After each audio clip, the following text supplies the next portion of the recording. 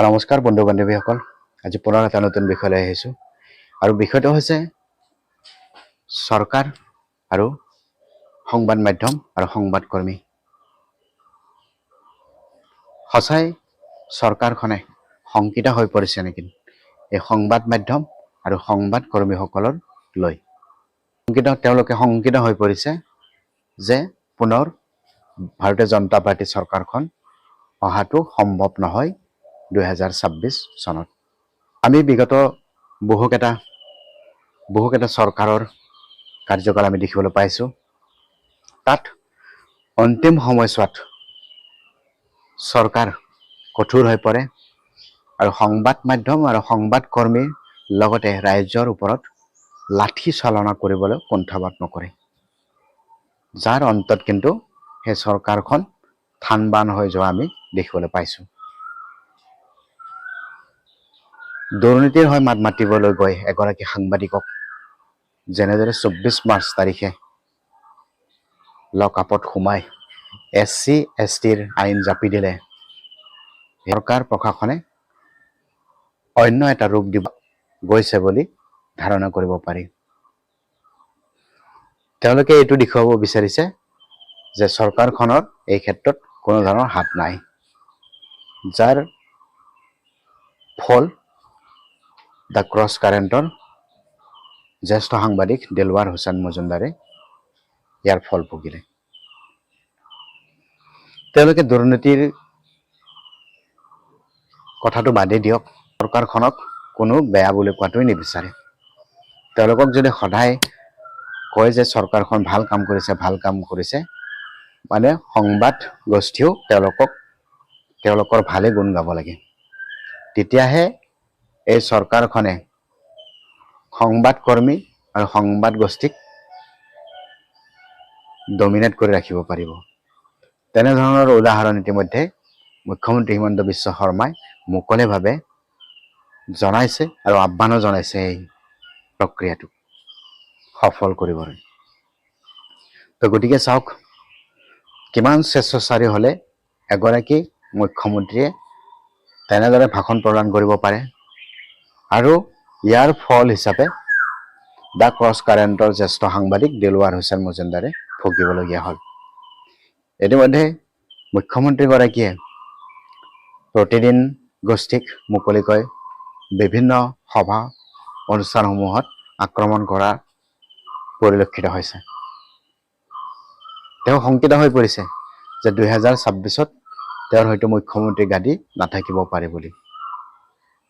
ইতিমধ্যে মুখ্যমন্ত্ৰী আৰু সাংসদ তথা বৰ্তমানৰ ৰাজ্যিক সভাপতি দিলীপ শইকীয়াৰ মাজত এক শীতল সংঘাত যে চলি আছে, সেইটো কিন্তু নৈ কৰিব নোৱাৰি। একেষাৰে কৈছো, দুৰ্ভাগ্যজনক। আৰু ইয়াতকৈ বেয়া দিন আৰু আমি দেখিব নালাগে। সংগঠনৰ আমি প্ৰটেষ্ট কাভাৰ কৰোঁ, কিন্তু আজি নিজেই প্ৰটেষ্ট কৰাটো দুৰ্ভাগ্যজনক আৰু এই পৰিস্থিতিত আনাটো দুৰ্ভাগ্যজনক। মই এটা কথা কওঁ, যোৱাকালিৰ পৰা মই কথাটো নাই কোৱা, মই ভালৰ কাৰণে কোৱা নাই। মোৰ দুখ লাগিছে আজি ইমান পাৱাৰত থকা মানুহ এজনে কমিশ্যনাৰক ফোন কৰাৰ স্বত্তেও দিলৱাৰক ৰিলিজ নিদিলে। দিলীপ শইকীয়া ডাঙৰীয়াই যোৱাকালি মোক যিমানটো কৈছে, কমিশ্যনাৰক মই নিজে তেখেতক ফোন কৰিছিলোঁ সাংবাদিক হিচাপে। মই যথেষ্ট, আমি সকলো সাংবাদিক নিৰুপায় হৈ গৈছোঁ। আমি পাণবজাৰ থানাৰ আগত আমি যেতিয়া তাতে আছিলোঁ, আমি সকলোৱে ডিছকাছ কৰিছোঁ কাক ফোন কৰোঁ, কাক ফোন নকৰোঁ। কমিশ্যনাৰক ফোন কৰিছোঁ, অমিতা বসুমতাৰীক ফোন কৰিছোঁ, চবকে কেছ নাম্বাৰ জানিবৰ কাৰণে ফোন কৰিছোঁ। তাৰপিছত আমি ভাবিলোঁ দিলীপ শইকীয়া ডাঙৰীক আমি ফোন কৰোঁ, যে আমি ৰিকুৱেষ্ট কৰোঁ কিবা যদি ভুল আছে বা কিবা হৈছে এটলিষ্ট সাংবাদিকজনক ৰিলিজ কৰি দিবৰ কাৰণে তেওঁ আমাক সহায় কৰক। তেখেতে বৰ ভদ্ৰলোক, তেখেতে ক'লে যে আপুনি টেনশ্যন নল'ব। মই তেখেতক মেছেজ দিছোঁ, পাৰ্চনেলিও মেছেজ দিছোঁ। তেওঁ কৈছে প্লিজ ৱেইট, ঠিক আছে।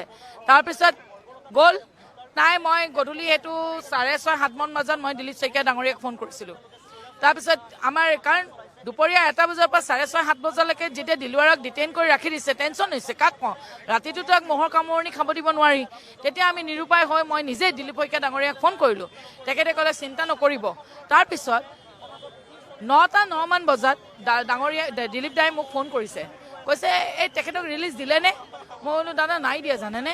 কৈছোঁ আৰে মইতো কমিশ্যনাৰক কৈছোঁ, মই জানো দাদা নাই দিয়া ৰহস্য আছে এটা কি ৰহস্য নাজানো সেইটো ৰহস্য মই নিবিচাৰো সেইটো ৰাইজে বিচাৰ কৰিব মই ক'লো যে মোক সুধিলে যে মই ক'লো নাই দিয়া তই কৈছে কি কিবা কি ছেকশ্যন দিছে গম পাইছে নেকি মই কৈছো দাদা একদম গম পোৱা নাই আপুনি আমাক সহায় কৰক না ছেকশ্যনটো উলিয়াওঁতে ৰাইজে বিচাৰ কৰিব এজন বিজেপি ষ্টেট প্ৰেচিডেণ্টে কমিশ্যনাৰ অফ পুলিচক ফোন কৰা স্বত্তেও ডিলৰক ৰিলিজ নিদিলে মই একো বুজিবলৈ নাই ৰাইজেও বুজি পাইছে কাৰণ আমি এইবোৰ দেখিবলৈ পাইছোঁ যিগৰাকী মুখ্যমন্ত্ৰীয়ে যাক বেয়া পায় বা মুখ্যমন্ত্ৰীগৰাকীক বেয়া পাই আঁতৰি থকাসকলক ইতিমধ্যে দৰং ওদালগুৰি সমষ্টিৰ সাংসদ দিলীপ শইকীয়াই তেওঁলোকক গামোচা পিন্ধাইছে এয়া স্পষ্ট হৈ পৰিছে যে মুখ্যমন্ত্ৰী আৰু ৰাজ্যিক সভাপতি দিলীপ শইকীয়াৰ মাজত এক শীতল সংঘাত যে হৈছে ইয়াক কিন্তু নুই কৰিব নোৱাৰি আৰু যদিহে অনাগত দিনত সাংসদ দিলীপ শইকীয়া যদি মুখ্যমন্ত্ৰী আসনত বহে তেতিয়াহ'লে অসমৰ ৰাইজে এগৰাকী নিষ্ঠাবান ভাৰতীয় জনতা পাৰ্টীৰ নেতা মুখ্যমন্ত্ৰী হিচাপে পাব কাৰণ কিয়নো এই মুখ্যমন্ত্ৰীগৰাকী হৈছে কংগ্ৰেছৰ পৰা অহা চালানী ভাৰতীয় জনতা পাৰ্টীৰ নেতা আৰু যদি দিলীপ শইকীয়া যদি অহা 26ত মুখ্যমন্ত্ৰী হিচাপে লাভ কৰে অসমৰ ৰাইজে এগৰাকী সুস্থ তথা ভাৰতীয় জনতা পাৰ্টীৰ নেতাক মুখ্যমন্ত্ৰী হিচাপে লাভ কৰিব তো ইয়াৰ বাবে হয়তো মুখ্যমন্ত্ৰীগৰাকী শংকিত হৈ পৰিছে ইতিমধ্যে আফ্ৰিদা বাইদেৱে যি ভাষ্য প্ৰদান কৰিছে ইয়াত স্পষ্ট হৈ পৰিছে মুখ্যমন্ত্ৰী আৰু সাংসদ তথা ৰাজ্যিক বিজেপিৰ সভাপতি দিলীপ শইকীয়াৰ মাজত এক শীতল যুদ্ধ যে আৰম্ভ হৈছে ইয়াক কিন্তু নুই কৰিব নোৱাৰি মাধ্যম আৰু চৰকাৰৰ মাজৰ সংঘাত এইটো এদিনীয়া নহয় চতুৰ্থ স্তম্ভক ডমিনেট কৰি ৰাখিব খোজাটো চৰকাৰৰ বহু দিনীয়া এই পৰম্পৰা তেওঁলোকে চতুৰ্থ স্তম্ভক ডমিনেট কৰি ৰাখিব বিচাৰে চল চাতুৰেৰে হ'লেও আৰু আমি এইটো দেখিছোঁ যে যিবোৰ চৰকাৰৰ অন্তিম দিন আহে তেওঁলোকে এনেদৰে সংবাদ মাধ্যম আৰু জনসাধাৰণৰ ওপৰত লাঠি চাৰ্জ কৰি তেওঁলোকে শেষত নিশেষ হৈ যায় তেনেকুৱা চৰকাৰখন কিন্তু দুনাই অহা আমি দেখিবলৈ পোৱা নাই 25 মাৰ্চৰ যি সংবাদ কৰ্মীসকলৰ যি আন্দোলন আচলতে